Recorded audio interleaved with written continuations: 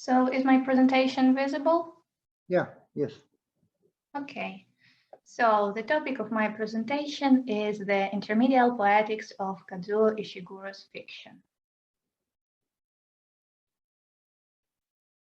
Now, the growing interest in the interrelationship between different forms of art has led to the emergence of the term intermediality, which is interaction of different media, that is, different channels of human communication, where one media product thematizes, evokes, or imitates elements or structures of another medium. The thing is that different kinds of art refer to each other, interacting both explicitly through allusions to another art form or implicitly by imitating its techniques. In particular, researchers of intermediality reveal the connections between literature and cinema, with both forms of art originating from natural human thinking, which is essentially a representation of visual and verbal images. Most often, the cinematographicness of a literary text presupposes the integration of cinematic aesthetics, terminology, techniques, and special artistic effects, which evoke in the reader a subconscious feeling of watching a film. By means of combining different sensory modalities of interaction, these narrative techniques motivate a hybrid reconstruction of what is being described in the text. Therefore, the cinematographicness of a literary work is an example of intermedial transcoding, something that Mikhail Bakhtin calls the ability of a language to represent another language.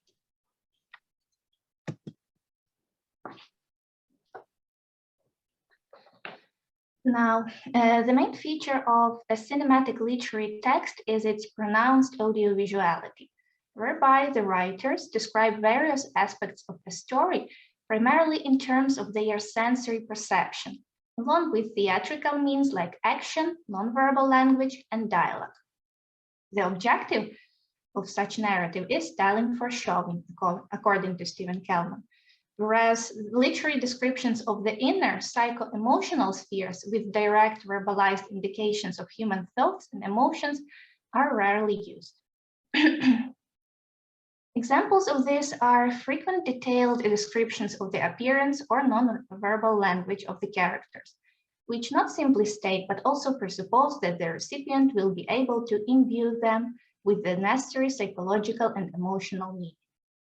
Another means of audiovisuality in literature is rendering of the inner world through the outer one, such as the images of nature, landscapes, weather, streets, peculiar sounds, and music.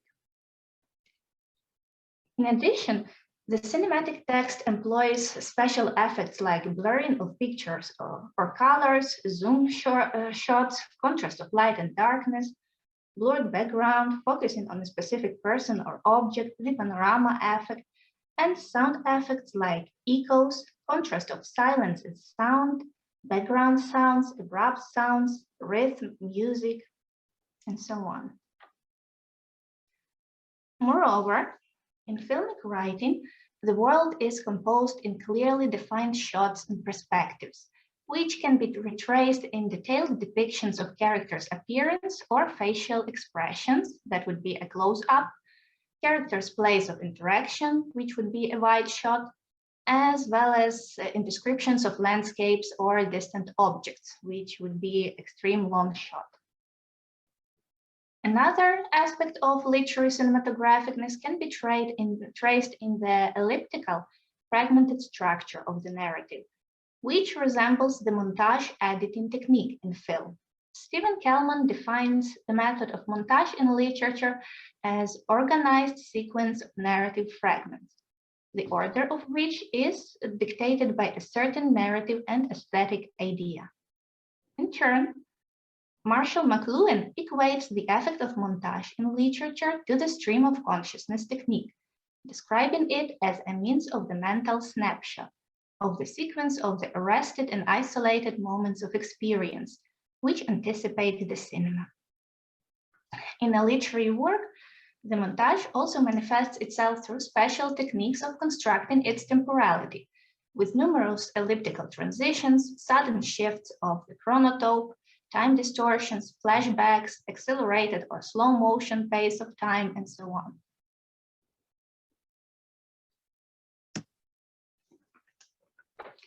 Now, Kazuo Ishiguro is a contemporary British writer of Japanese descent. He was born in Nagasaki in 1954. And when he was 5 years old, the family moved to Britain. As argued by many critics, Ishiguro's works are examples of the postmodern literature, characterized by hybridity on multicultural, multi-genre, and intermediate levels. Overall, in his fiction, Ishiguro actively incorporates the aforementioned cinematic techniques, evoking both Western and Eastern, particularly Japanese, literary traditions. Whereas the British heritage is largely presented at the semantic level, the Eastern aesthetics manifests itself through the symbolism of minimalist detail, the notion of meaningful emptiness, and the concept of landscape as a verifier of human values. Some researchers have repeatedly pointed to the peculiar stinginess of emotion in Ishiguro's texts. Particularly, Y.Chev-Sim describes Ishiguro's artistic method as a spare elliptical style where everything works by inference and insinuation, an extraordinary control of pace, and a focus on psychological minutiae rather than external action. And yet, the author makes these simple, seemingly insignificant details and situations emotionally meaningful due to the hidden psychological meaning that only empathetic readers can reconstruct. In addition, Ishiguro shows a deep interest in the peculiarities of human memory, whereby the common feature of his narratives is that they intertwine with the themes of the protagonist's past, marking their attempt to answer a certain unspoken question that unconsciously torments them.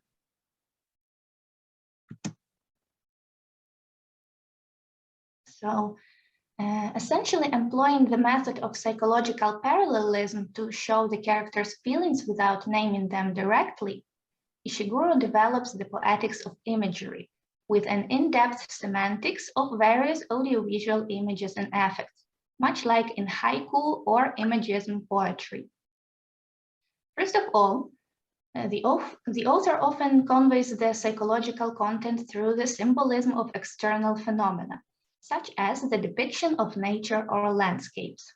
For example, in the novel A Pale View of Hills, each image seen carries a deep symbolic and psychological meaning, while remaining concise and audiovisual at its core. Accordingly, the consciousness of the protagonist narrator is revealed not through long descriptions of her thoughts and emotions, but through the themes of memories, dialogues, common everyday situations, landscape sketches, and nonverbal language. An important visual symbol is already present in the title of the novel, A Pale View of Hills, which hints at Japan, the protagonist's memories as if through a pale veil of mist, denoting a weak connection between past and present.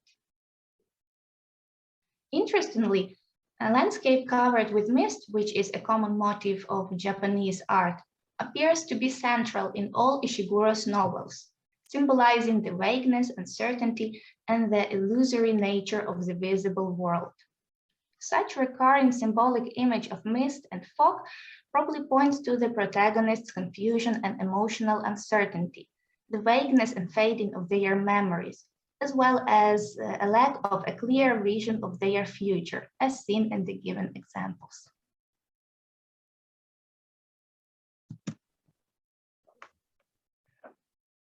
Overall, Ishiguro's novels abound in visual metaphors of such kind, which are mostly natural images representing the feelings of loss, confusion, desolation, and so on. The audiovisual nature of the novel The Unconsoled, for example, is represented by visual metaphors that symbolically convey certain phenomena and archetypes of the human psyche in cinema and in other visual arts, such as the pervasive motif of wandering through a labyrinth, climbing stairs, and falling into darkness. Although present in other Ishiguro's novels, auditory imagery is particularly important in The Unconsoled, primarily because the protagonist is a musician. A frequent phenomenon in the novel is feeling of the environment with background sounds of the city or nature, as in the first two examples here. And the involvement of specific audiovisual effects, such as echoes, rhythmic noises, sudden intense noises, and of course, music, where the author constantly emphasizes its emotional effect on the character, such as makes them sad or tranquil, and so on.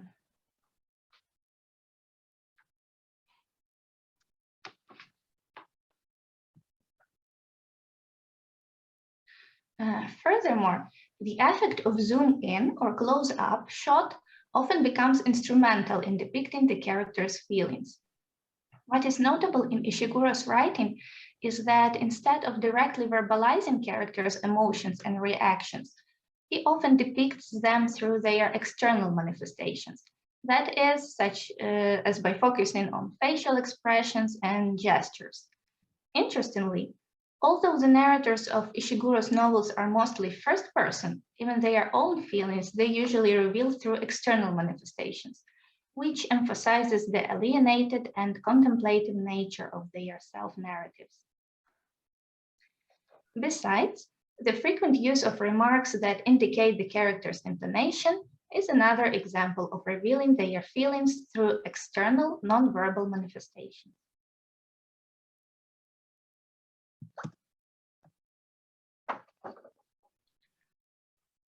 Another example of Ishiguro's novel's audiovisual nature is the involvement of specific visual effects, such as blurring of the picture when the narrators observe something through mist or smoke, blurry background, special attention to certain light effects, such as specifying peculiar sources of light and its effects, contrasts of light and darkness, playing with colors and shadows.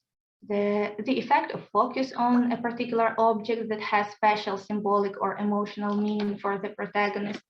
And finally, the effect of panorama, vividly describing landscapes and distant objects on the horizon, or providing an establishing long shot at the beginning of the scene, as seen, for example, in the last example.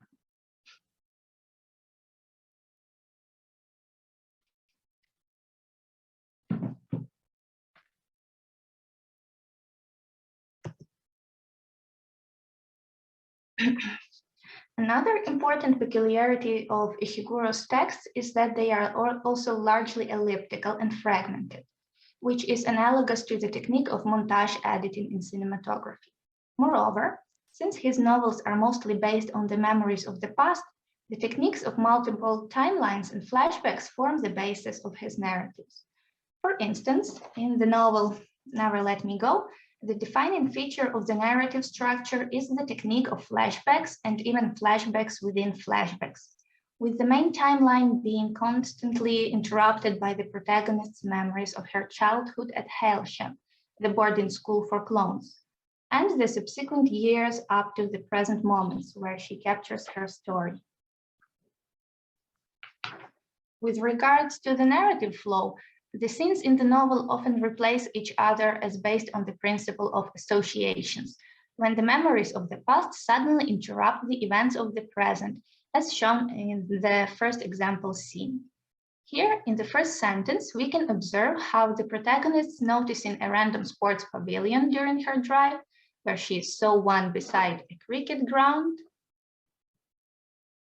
Here, so makes her remember the similar pavilion at Hailsham, like ours at Hailsham. Thereby, her narrative suddenly shifts to the memories about the mentioned pavilion, beloved our sports pavilion, thus beginning the story of her childhood. The montage-like nature of this fragment consists in a sudden change of the spatio-temporal coordinates, caused by certain associations that evoke a memory in the protagonist. For the reader, this means an immediate and complete replacement of the frame in their inner movie, automatically redecorating the new scene with necessary details and images. In other cases, the protagonist's memories tend to mingle, spontaneously shifting into one another. For instance, when the distant memories are suddenly replaced by the more recent ones, and vice versa. This can be clearly seen in the second example passage. Here, the more distant memory about Hailsham, how you were regarded at Hailsham, is interrupted by the rather recent one, remembering these scenes a few years ago, when Kathy, the protagonist, and her friend Ruth were already grown ups, hence showcasing the multi-level chronotype of the novel.